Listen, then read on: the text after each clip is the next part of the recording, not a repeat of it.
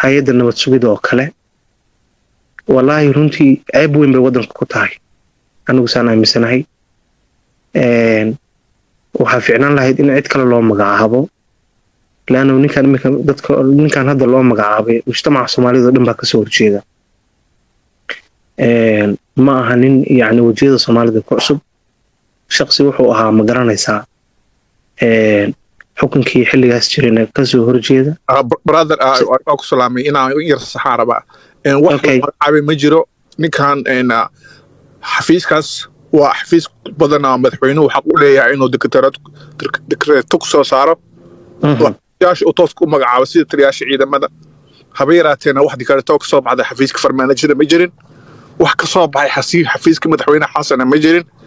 ra'iisul wasaare waqtigiisa dhammaaday oo expire ah ayaa golo wasiir inta qol ku soo xariistay hafkooda adigoo hoos fiirinayo oo even aan raalli ka ahayn we don't even know inay yes or no dheheen xal cadaala waraaq soo saaray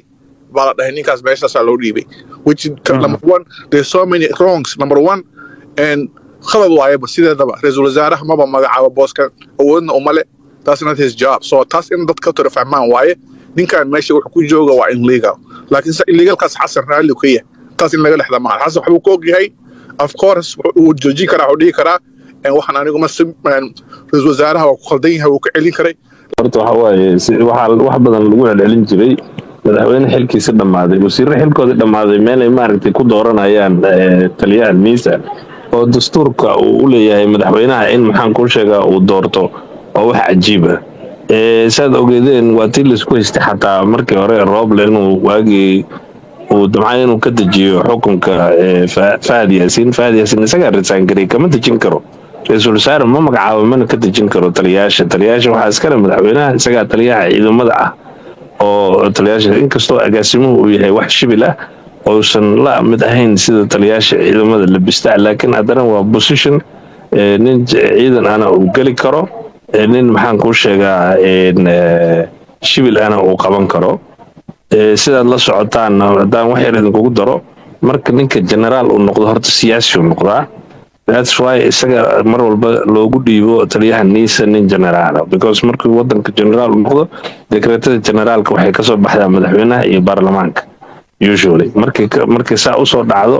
ninkaas mar wuxuu noqday siyaasi mar hadduu generaal gaaray waa nin siyaasi noqday wuxuu qaban karaa xilalka oo sida wasiir oo kale ah agaasimo oo kale ah iyo howlahaas oo dhan uu qaban karaa marka jagadan waxyaalaha nin loogu dhiibo ciidan oo generaal ah waxa waaye khibrad generaalnimada uu u leeyahay ayaa loogu dhiibay laakiin agaasimaha guud baa hadda lagu magacaabay oo taliyaha niisa la dhaho agaasimaha guud maadaama uu yahayna waxa waaye waa nin shibil ah society-ga shibilka oo baarlamaanka ka yimid laakiin waxa magacaabistiisa iskale maadaama ay tahay halbowlaha wadanka waxa iskale madaxweynaha sababtoo ah madaxweynaha wax walba ayadaa kala talisa markuu wadan aadayo waa inay niisa information siisaa ku filan wadankaas waxyaaba positiveka iyo negativeka iskama aada keliya combination oo tagta villa Soomaaliya jirta waxay leedahay qayb dhan oo arrimaha dibadda la shaqeysay leedahay niisa oo safaaradaha xarun walba hal qof u fadhiya oo information gathering sameeya marka niisa waxa halbowlo culus waaye ninkaasoo kale positionka uu fariisanayo madaxweynaha inuu raalli ka yahay waxaa ku cadaynaysa safarkiisa uma wateen imaaraadka ah marka raalli buu ka ahaa Roble wuxuu sameynaya because Roble isaga waxaan dhan ku gareeyay inay soo baxaan tartankan iyo waxaan qaloocan oo maxaan ku sheegaa la abaabulo la sameeyay recipe-gan dowladda oo la isku abaabulay Roble ka dambeeya marka Roble wuxuu sameeyay basically waxa way anaa ku keenay waxaan rabaan marka qofkan keenay waa inaad iga yeesho isaga keenay kan ninkan mahad salaad isaga keenay aan maaragtay insistent ku ah inuu sii joogo marka hadduusan madaxweynaha bedelin ninkan iyo dadka aan dareemayna inay qaldan yihiin hadda for example waxyaalaha hadda yaab kale waxaa ka mid ah ilaa hadda raadiyaheena Soomaaliya madaxweynaha safaradiisa ma soo teginayo because waxay u arkaan wax oo gaaf ay galeen qalad ay galeen shalay markay ka hadlayeen oo tabinayeen wiilashan nimankan ciidamada in la laayay ay shalay ka hadlayeen maanta af ay ku dhahaan ma hayaan ciidamadii la soo arkan marka waxay u tahay damage u tahay maadaama ay damage u tahay baabi'inayso siyaasiyan ay baaba'ayaan waa qariyaan qof ka hadlaya male waxaa noo soo tabinaya eritrea wadanka eritrea iyo meelo kalea newska laga helaya marka taas waxay ku tusaysaa weli madaxweynaha forward realityga si saxa niyadiisa uma saxsana inuu u sameeyo wax daacada inuu qabto because hadduu daacad ka yahay wuxuu dhihi lahaa waa ii tabin weydeen isagay u tahay image fiican in la tabiyo madaxweynihii oo raadihii wadanka uu tabiyo oo tvga wadanka tabiyo isagay maaragta u tahay sumcad laakiin hadduusan taas dhahin wuxuu leeyahay koluudar uu leeyahay iyagu kala mid yahay inuu wixii damageki dhacay in la qariyo oo waxyaalaha laga talinayo accept garanaya ka mid marka weli madaxweynaha waxaan uga baahannahay tallaabo saxa uu qaado ma dhihi karna annaga hadda wax oo hadda aan dhihi karno exactly wuxuu sameeyey wax fiican aniga totally ma iga degsanaa ma iga dhacdhacsana weli waxaana uu ku qasbanaa because ciidamadan wuu isku dayey marka hore inuusan eritrea tegin indha qarsho u diray wadda horaan idinkaga sheegay waa hore indha qarsho u diray dharbaxa kusoo dhacday sababta indha qarsho tritiga triangalka warka ma hayo waxna kalama socdo meeluusa ogeyn buu iska dhex dabaashay waxa la yidhi hor iska tag meeshaan madaxweyneyaal triti ka dhexeeya waaye oo meeshaan ciidankan iyo waxaan dhan marka waxaa la rabaa madaxweyne kastoo imaada eritrea waxay noqonaysaa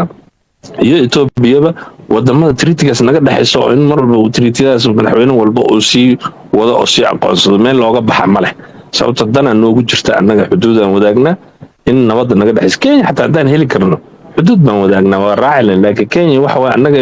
rabtaaba inay na geliso tareenka hoostiisa marka meelaan iska raaci karno ma leh ilaa aan noqono dad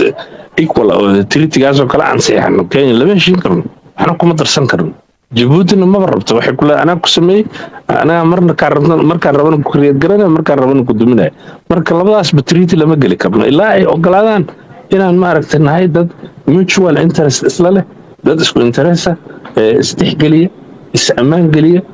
wada shaqaysta wada ganacsada yani tritiyadan haddii la dhex galo waxyaalaha badan oo tritiyadan ku jira haddaad ogaan lahayd inuu wanaag ah you cannot imagine mar bay soo ifbixi doonaan mar inaan ka hor dhaco laakiin waxyaalaha waxaa ku jira runtii haddii aad maqashaan aad yaabi lahaydeen yani si u wanaagsan yihiin u fiican yihiin waagii la dhahay dekadaha la siinayo maaha dekada in la siinayo dekada markab kasta oo u socdo dhinaca etoobiya canshuurteeda iyo waxeeda iyo waxay bixinaysaa inta dekada oo ka guranaysa alaabteeda oo fadhiya lacagteeda bixinaysaa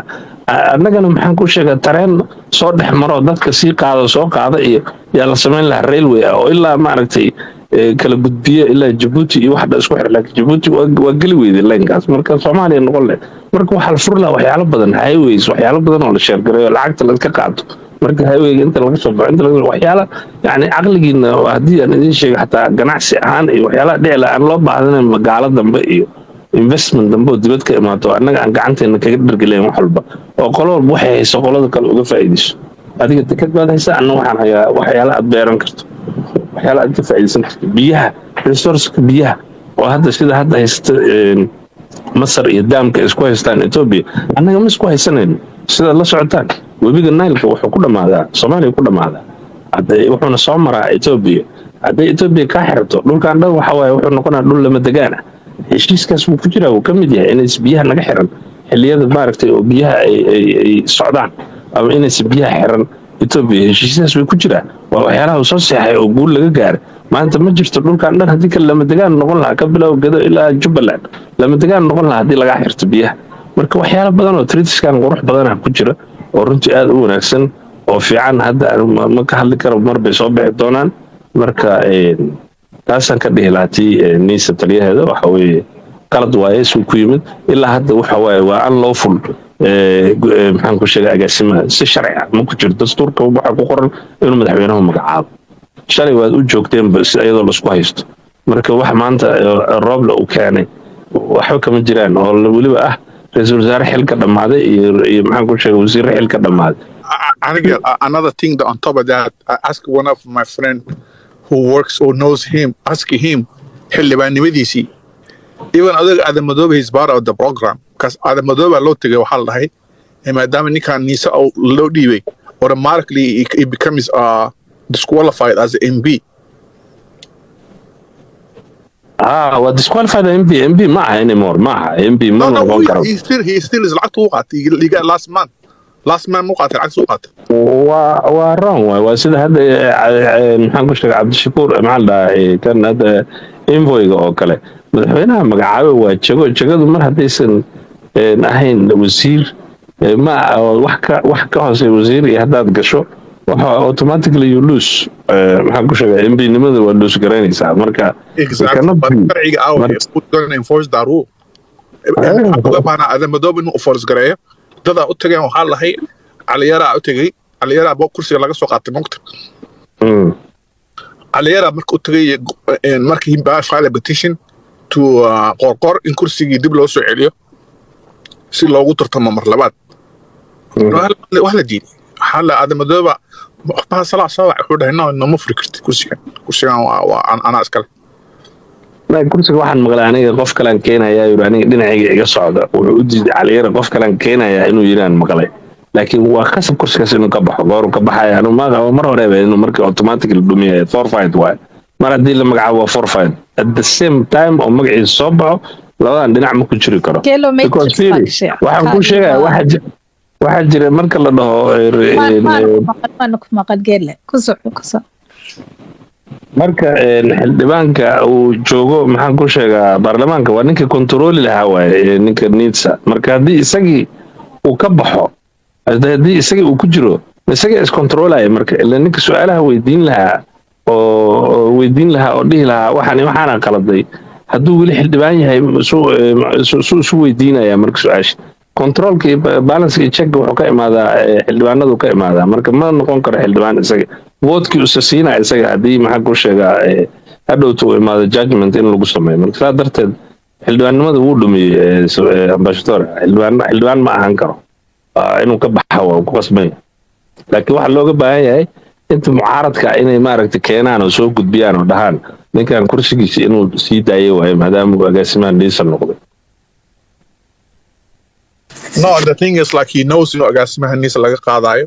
so he want to come back here. Is that possible? laakiin meeshaan waxa waaye waa sidii waxa horta Soomaaliya dhan siyaasadeeda dhan waxay iska tahay wax laga yaabo waa sida hadda Deni oo kale weli uu sii ahaa madaxweyne isagoo madaxweyne doonanayo madaxweyne gobol ah oo dhahay maxaan ku sheegaa mar oo Cabdullaahi uu soo bilaabay dastuurka si fiican uma qorneen laakiin dastuurka waxyaalo badan oo kadib laga sameeyay jira dadka marka qof walba looga meesha ma aragtay uu ka arki karo vinkal yar meel yar oo qalooca meesha ka arki karo qof walba ka dusaya marka waa dhibaato laakiin hadduu xildhibaankiisa ku soo noqdo we really appreciate inuu joogo agaasimaha inuu xildhibaankiisa joogaan naloo qaata meelihiisa ka qayliyo saasa naloo qaata intuu maaragta halkan joogi lahaa because meeshaan ma istahlan ninkan kalibarkiisana ma aha mana ka bixi karo midda kale contradiction uu ku yahay everything oo hadda la sameynayo dhan contradiction uu ku yahay hadda arrintan TPL maxaan ku sheegaa Eritrea waxaan oo dhan totally uma diri kartid ninkan hadda for example oo isagoo agaasimaha beenta aragta ka sameeya Eritrea will not accept you waxay ku arkayaan the president haddaanan hadda wax ka qaban dadka against ku ah and I believe in loo sheegay oo la yiri madaxweyne waa nagu qaldantay annaga ninkan waa nagu qaldamay hadda ah maaragtay agaasimahada niisa kan waa nagu qaldamay kas wada shaqeynaa jiraysa in qolo secret service ay wada shaqeeyaan laakiin ma imaanayso transparency fiican oo lagu wada shaqeeyo laba secret service markii la ogyahay nin undermine gareeyay wadanka Eritrea undermine gareeyay dad meeyda iyo balaay waxbuu soo dhigay wuxuu yiri waa Eritrea ku shaqeysay saanka been ka abuuray haddana xilka intaas la inuu ku hayo aso waxa oo la qaadan karo ma ah oo la maqli karo oo qofna dhageysan karo ama adiga xataa serious laguma qaadanayo as president isagay u tahay liidnimo inuu ninkaas oo kala hayo Mahad Salaad waa enforcer ayuu yahay madaxweyne kasta adduunkan enforcer uu baahan yahay ama qof maaragtay u fuliya waxyaalaha uu baahan yahay marka theory baa jirta oranaysa Mahad Salaad waagii termkii koowaad madaxweyne Xasan Sheekh Maxamuud wuxuu ahaan jiray ninka madax jabinta u sameeyo again waxa hubna maaha ama daliil u hayna laakiin waa theory-gana marka caqligaaga xoogaa ku yara maaragtay miisaantid and it either makes sense or it doesn't marka waa muxuu ahaa 12 xildhibaan baa la dilay waa ogtihiin termkii koowaad Xasan Sheekh Maxamuud dad badanaa maqnaa hebel ii soqow hebel ii dhangaday muqdisho waxay ahayd meel maaragtay la isku ceyrsanayo oo maalinba qof la soo qabanaya kan xid kana Nairobi cararay kan dil horta nabad sugiddu waddan kasta waxa uu ku dhisay waa ciidanka ugu muhiimsan waddanka waayo xogta waddan kasta jirta booliiska ayaga amar siiya akhbaarta militarigu qaybo wuxuu leeyahay special ah oo ayagu gooniya oo mukhaabaraad gooniyu leeyahay laakiinse waxa amniga waddanka ku ugu muhiimsan waa horta waa nabad sugid habeenkii riboortka madaxweynuhu uu ku seexdo iyo amniga waddanka iyo gobol kasta waxa ka jira waa nabad sugid waxa riboortka ka bixiya marka runtii waa sida la sheegaya innaka shacabka ama dadka siyaasadda arka mahad salaad sibay u arkaan laakiin madaxweynuhu waa laga yaabaa inuu ku kalsoon yahay anigu laakiinse markii la magacaabay waxaan dhahay labadaa ninba yani inay xilka maadaama rag kale hayay ay la wareegaan buu u magacaabay si ofishiyaala oo rasmi ah sida macquulka ah inaysan ahayn oo ay si kumeel gaara u yihiin waayo ninkan la taliyaha ah madaxweynaha horey buu u ahaa madaxweyne farmaajo la soo shaqeeyey wuu ka tegey wuxuu furtay organisation gooniya waa nin brother I have to correct you there waa la ceyriyey secret ciidamada hadda jooga arrinta hadda taala laftigeeda sir ku saabsan ciidanka la qaadayo ayuu dhiib waa run oo adigu soo shaqay 6 bilood buu joogayba waa loogyahay haddana hay-ad kaleeto oo intelligence ku xiran wadamada dibadda oo report dhigta buu furtay oo hilaal waa loogyahay hay-ado badan oo waddanka jooga bay information sawa reporter way u tahay agency weeyaan MI6 and UK askale kaminigas marka iyadoo saasoo kale la ogyahay in uu maadaama fahad uu kala wareego maadaama uu systemka wax kasii ogaa baa anigu u qaatay inuu usii wareegay uu yiri bal sii qabo laakiin nin official oo waddanka yani ninkaan qaban kara xasan ama creditkiisa kor u dhisi kara horta maaha mahadna waan ka dhageystay aadan shaqaale madoobe isagoo la kursigaas waa la dooranayaa laakiin haddana waxay u eg tahay in arrinkan la fariisiyey oo la yiri maadaama ninkaan uusan kursiga sii haynayn kursigiisa ha loo daayo ragga kolley madaxweynaha waxay u muuqataa in uusan aad horta u ballaarnayn oo uusan dad dibadda ah oo badan oo aqoon-yahana ah uusan ku xirnayn uu nin loo kale iska yahay qofka localka ana markuu banaanka u baxo khaladaad badan buu samayn karaa waa laga yaabaa arrimaha gudaha inuu ku fiican yahay isku xirka qabiilada say isu dhibaan waxyaalahaas oo kaleeto qolo kasta meesha ay waxa dhibaya waa looga inuu ku fiican yahay waa laga yaabaa laakiin internationalka iyo safarada iyo xiriirada iyo heshiisyada iyo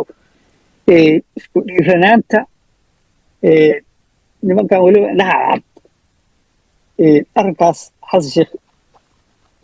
aad buu ugu liitaa waxyaalaha ugu fiican yahay in uu kala yeesho rag khabiiriin oo waaweyn oo ka dhisa marka ana waxaan qabaa mahad salaad nin sii joogaya maba ahaba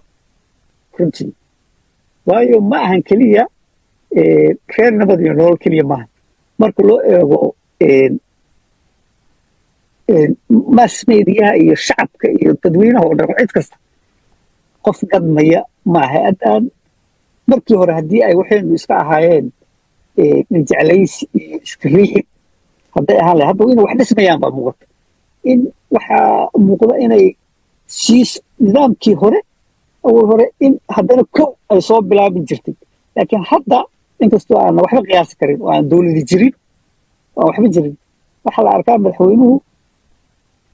in laga yaabee hadda tallaabooyinkan uu qaaday in ay tahay inay wax sii socdaan oo aan kow laga soo bilaabi doono wax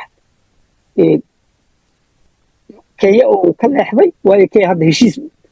kenya wax lagala hadla malaha hadda doorashay ku jirta iyadu wax soo bixi doona iyo nin soo bixi doona markii cidi soo baxdo bay horta u baahan tahay booqashadeeda iyo wadahadalkeeda iyo